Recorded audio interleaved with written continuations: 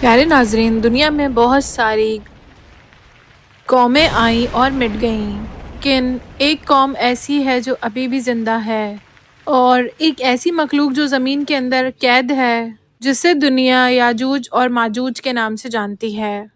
سوال یہ ہے کہ یہ کون ہے اور کہاں سے آئے، اور دوبارہ کب زمین پر ظاہر ہوں گے۔ آج ہم آپ کو بتائیں گے وہ تاریخ کی پرانی کتابوں کے بارے میں جو اسرائیلی کے نام سے جانے جاتے ہیں۔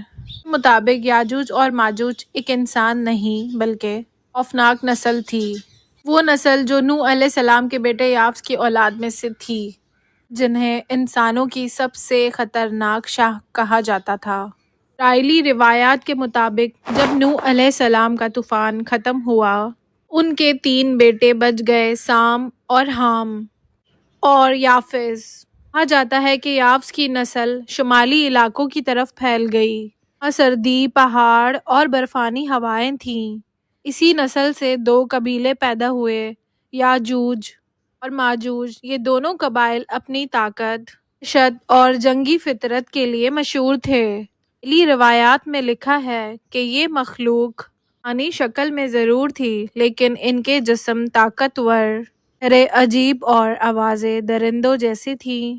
ان کے دانت لمبے اور ناخن خنجروں جیسے، آنکھیں سرخ تھیں۔ کہا جاتا ہے کہ جب وہ چلتے تھے، ان لرزتی تھی اور ان کا کھانا انسانوں کا گوشت تھا، اور یہ اپنے دشمنوں کو زندہ کھا جاتے اور خون پیا کرتے تھے۔ بات کہتی ہے کہ جب اصغر اعظم سے شمائل میں ایسے جنگجو غبار ملے، کوئی بھی شکست نہیں دے سکتا تھا۔ سے یاجوج اور ماجوج سکندر نے اللہ کے حکم سے ایک لوہے اور ایک تانبے کی دیوار بنوائی۔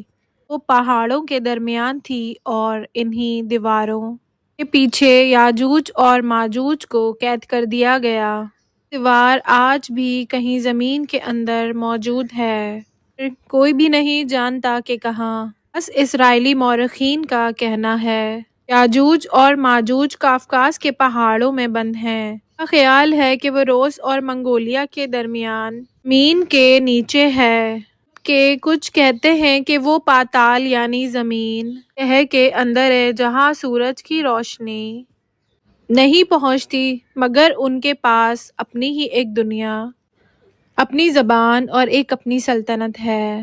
اسرائیلی روایات میں یاجوج اور ماجوج کے بارے میں حیرت انگیز باتیں لکھی ہیں کہ وہ جب دیوار پر چڑھنے کی کوشش کرتے ہیں تو وہ پگھل جاتی ہے، اور اگلی صبح وہ پھر بن جاتی ہے۔ یہ روز ایسا کرتے ہیں مگر کامیاب نہیں ہوتے، اور یہ بھی کہا گیا ہے کہ وہ ایک دن میں ہزاروں جانور کھا جاتے ہیں، اور ان کا شور زمین کے اوپر تک سنائی دیتا ہے، اور ان کی نسلیں بڑھتی جا رہی ہیں۔ وہ اپنے قید خانے کے اندر بستیاں بنا چکے ہیں۔ اسرائیلی کتاب ایزیکیل میں لکھا ہے، ایک وقت آئے گا جب یاجوج اور ماجوج آزاد ہوں گے، اور وہ نارڈ سے زمین پر چڑھائی کریں گے، اور وہ دنیا کی تمام قوموں کو تباہ کر دیں گے۔